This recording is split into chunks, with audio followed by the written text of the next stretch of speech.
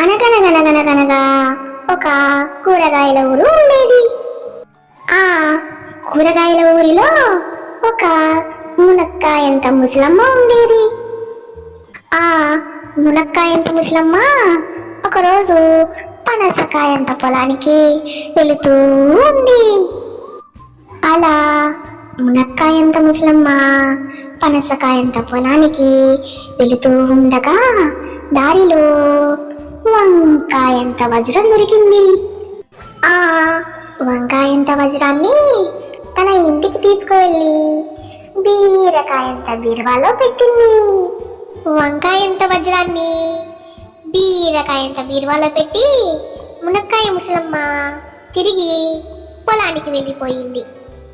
ఇదంతా దొండకాయంత దొంగ కిటికీలోంచి చూస్తూ ఉన్నాడు.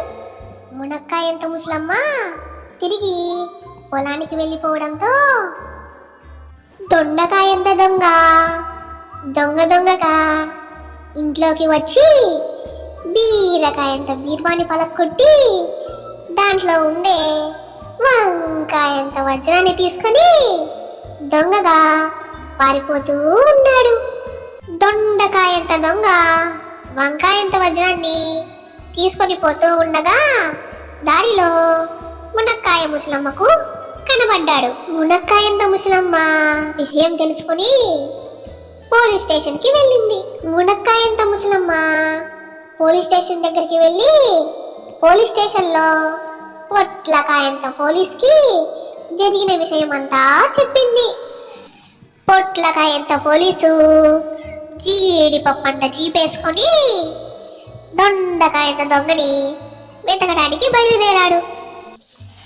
పొట్లకాయంత పోలీస్కి దొండకాయంత దొంగ దొరికిపోయాడు.